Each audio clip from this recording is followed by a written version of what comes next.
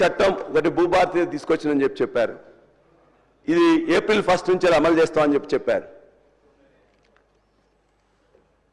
ఈ గడ్డ మీద తెలంగాణ గడ్డ మీద 1946 నుంచి 51 జరిగిన తెలంగాణ సాయుధ పోరాటం ఆనాడు భూమి కోసం, భుక్తి కోసం, బానిస విముక్తి కోసం ఆ రోజు పోరాటం జరిగితే 4000 మంది అమరం చేశారు. 20 లక్షల ఎకరాలు ఆనాడు భూమి పంచబడ్డది. అదేవిధంగా నక్సలైట్ ఉద్యమం వచ్చిన దున్నేవానికే భూమి కావాలని చెప్పేసి నినాదంతో నక్సలైట్ ఉద్యమం కూడా వచ్చింది. ఇవాళ భూమికి రైతుకు, భూమికి ప్రజలకు ఉండే సంబంధం అనేది అది ఒక అవినాభావ సంబంధం. కాబట్టి ఇవాళ ప్రతిరోజు కూడా ఏదైతే ఇంతకుముందు తెచ్చిన చట్టాన్ని, ధరణి చట్టం బాలేదని చెప్పేసి ఒక కుక్కను ఊరిలో చావగొట్టాలంటే బాలే అని పిచ్చి కుక్క అని చెప్పేసి కొట్టినట్టు చేసే ప్రయత్నం చేసిండ్రు. కానీ మీకు నేను ఖచ్చితంగా ఈ రెవెన్యూ మీద ఇంతకుముందు మాకు మాట్లాడే అవకాశం లేదు కాబట్టి బడ్జెట్లో నిధుల కేటాయింపుతో పాటు అన్ని విషయాలు ఖచ్చితంగా మాట్లాడాల్సిన అవకాశం మీకు దయచేసి టైం ఇవ్వండి అధ్యక్ష. ఎందుకంటే భారతదేశంలో మొట్టమొదటిసారి ఇక్కడ తెలంగాణ ప్రాంతంలో ఉండే భూములకు షేర్షా సూరి అని చెప్పేసి ఫస్ట్ టైం కూడా ఒక క్రమ పద్ధతిలో సర్వే చేయాలని చేసింది అధ్యక్ష. అందులో ఆయన ఉండే లోపాలను కూడా అక్బర్ వాటిని చేసి దాన్ని మళ్ళీ సవరించి దానికి బెటర్ చేసిండు. ఆ తర్వాత మన యొక్క నిజాం ప్రైమ్ మినిస్టర్ అయిన సాలార్ జంగ్ దాన్ని ఇంకా బ్రహ్మాండంగా తీసుకొచ్చి వతందారి సిస్టమ్ తీసుకొచ్చిండు. అందులో భాగమే పోలీస్ పటేలు, మాలి పటేలు, ఆ 3 వతన్లు వచ్చినాయి అధ్యక్ష.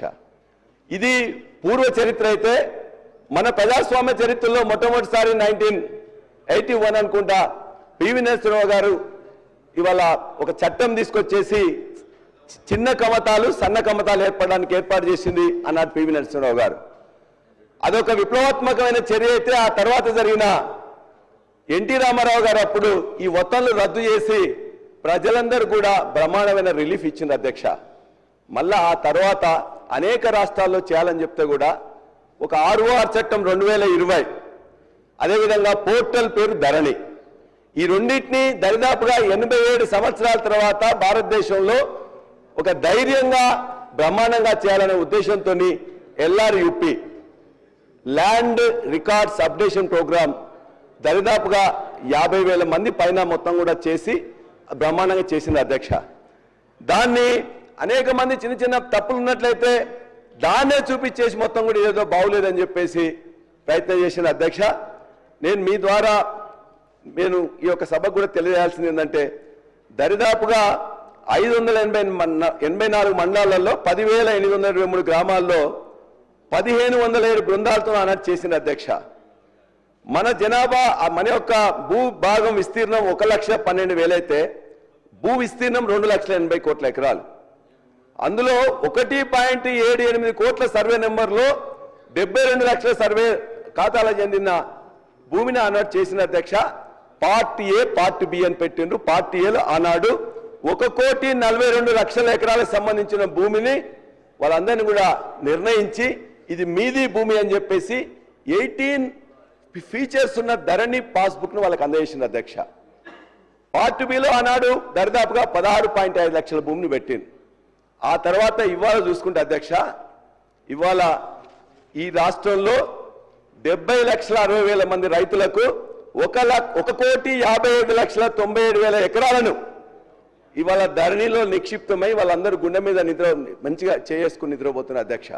ఇది వాస్తవం. ఈ వీళ్ళందరినీ కూడా ఇవాళ చెడగొట్టాలని చూస్తే మాత్రం ఇవాళ మరలా తెలంగాణ సాయుధ పోరాట స్ఫూర్తితో మళ్ళా పోరాటం చేయాల్సిన అవసరం వస్తుంది అధ్యక్ష. నేను ఒకటే మీకు చెప్పదలుచుకున్నాను అధ్యక్ష, ధరణిలో కోర్ బ్యాంకింగ్ ధర్నాలో మంత్రి గారు ఎప్పుడు చెప్పినా కూడా ఇంతకుముందు ఏది లేదన్నట్టు ఫస్ట్ టైం ఇది ఇక్కడ మనం రిజిస్ట్రేషన్ చేసుకున్నట్లయితే బయట కూడా తెలుస్తుంది, ఎక్కడ చూసినా కూడా ఆన్లైన్లో. ఇప్పుడు కూడా అదే ఉన్నది అధ్యక్ష. ఇవాళ వరకు కూడా ఇవాళ ఏప్రిల్, ఇవాళ మార్చి 28, ఈ రోజు కూడా అదే ధరణి సిస్టమే రన్ అవుతున్నది, అదే సాఫ్ట్వేర్ రన్ అవుతున్నది, అవే మాడ్యూల్స్ రన్ అవుతున్నాయి. ఇది నిర్వివాద అంశం. 1,55,00,000 ఎకరాలకు సంబంధించిన 70 లక్షల మంది రైతులకు ఇవాళ మీరిచ్చే రైతు బీమా కానీ, రైతు భరోసా కానీ, లేకపోతే ప్రొక్యూర్మెంట్ కానీ మీరు వేసే డబ్బులు కూడా ఇందులో ఉండే డాటాతోని ఇదే ఎకరాలకు, ఇదే భూమికి మనం వేస్తున్నాం అధ్యక్ష. అది నిర్వివాద అంశం కాదని చెప్పండి. అందులో వీళ్ళు చాలా చేంజెస్ చేస్తామని చెప్పేసి అంటున్నారు అధ్యక్ష. నేను ఒక 4 అంశాల మీద ఖచ్చితంగా వారికి తెలియదలుచుకున్నా. ఇవాళ మ్యూటేషన్ ఇంతకుముందు మీకు తెలుసు పెద్దలు 2014 కంటే ముందు మ్యూటేషన్ కోసం పోయినట్లయితే రిజిస్ట్రేషన్ అయిన తర్వాత 6 నెలలు సంవత్సరం అయ్యేది అధ్యక్ష.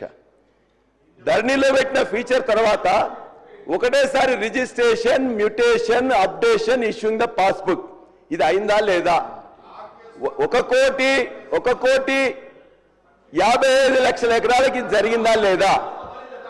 కాబట్టి ఇవాళ మళ్ళీ ఏం చేస్తున్నారు ఈ భూభారతిలో అధ్యక్ష వాళ్ళు ఏం చేస్తున్నారంటే స్పీకర్ గారు ఇవాళ ఈ భూభారతిలో మ్యూటేషన్ పద్ధతిలో మ్యూటేషన్ ఒకవేళ ఆ ఎంఆర్ఓ కానీ లేకపోతే రిజిస్ట్రేషన్ చేసే అధికారికి వాళ్ళకి ఇష్టం లేనట్లయితే వాళ్ళు ఒప్పుకుంటేనే ఉప ముఖ్యమంత్రి అధ్యక్ష పల్లా రాజేశ్వరరెడ్డి గారు భూముల గురించి తెలంగాణలో భూములపై హక్కుల గురించి ధరణి గురించి మాట్లాడుతూ చాలా సత్యదూరమైనటువంటి అంశాలని సభకి రాష్ట్ర ప్రజలకు కూడా మీ ద్వారా సభలో ఉన్న అందరికీ సమాచారం ఇస్తున్నారు. ఇది కరెక్ట్ కాదు అధ్యక్ష. వారు మాట్లాడుతూ ధరణిలో పార్ట్ బిలో పెట్టినటువంటి భూముల గురించి లేకపోతే ధరణిలో భూములు రిజిస్ట్రేషన్ చేసినటువంటి వాళ్ళందరికీ వెంటనే పాస్బుక్లు ఇచ్చేటువంటి అంశం గురించి మాట్లాడుతూ ఈ తప్పులు జరిగితే తిరిగి మళ్ళీ సాయుధ రైతాంగ పోరాటం చేసే అంత పరిస్థితి మీరు తీసుకొస్తున్నారు. ఇది కరెక్ట్ కాదని చెప్తా ఉన్నారు అధ్యక్ష.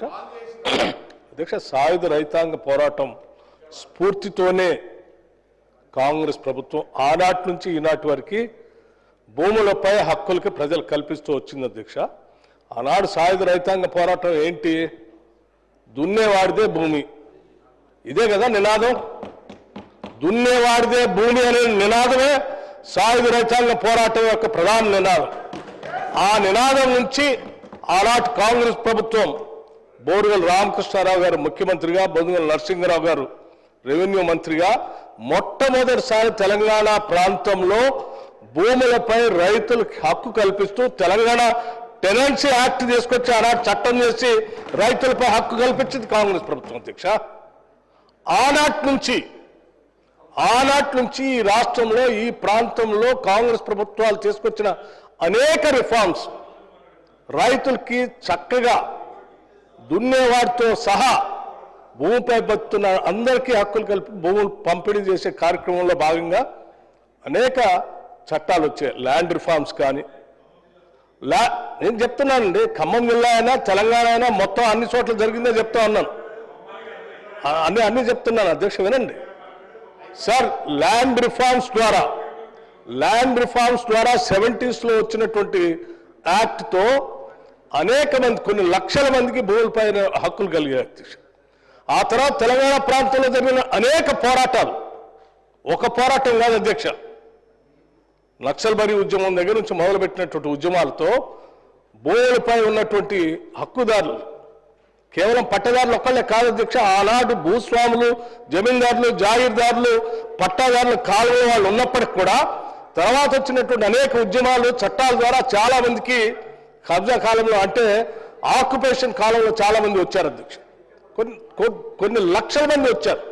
పేద మధ్యతరగతి కుటుంబాలకు సంబంధించినటువంటి వాళ్ళు వస్తే ఒక్క కలం పోటుతో రాష్ట్ర చరిత్రలో కాదు అధ్యక్ష, దేశ చరిత్రలో, ప్రపంచ చరిత్రలో ఎక్కడైనా ఏదైనా ఉద్యమం జరిగితే ఆ ఉద్యమం లక్ష్యాలను చట్టాలుగా మారుస్తూ వచ్చినటువంటి పరిస్థితులు చూశాం. కానీ మొట్టమొదటిసారి ఈ రాష్ట్రంలో ఉద్యమాల ద్వారా వచ్చినటువంటి తెలంగాణ రాష్ట్రంలో గతంలో ఉన్నటువంటి చట్టాలను ఒక్క కలం పోటుతో దాని చట్టం తీసుకొచ్చి ఆక్యుపేషన్లో ఉన్నటువంటి వాళ్ళందరూ రద్దు చేసి ఒక్క పట్టదారు కాలం పెట్టి 70 ఏళ్ళు వెనకున్నటువంటి జమీందారుని, భూస్వాముల్ని, జాగీర్దారులు తీసుకొచ్చే పట్టదారు కాలంలో పెట్టి కొన్ని లక్షల మంది రైతులు భూమిపై ఉన్నటువంటి వాళ్ళకి అసలు ఆ కాలమే ఎత్తేసి భూమిపై వాళ్ళకి ఎటువంటి హక్కు లేకుండా చేసినటువంటి ఒక దుర్మార్గమైన చట్టమే ధరణి చట్టం అధ్యక్ష.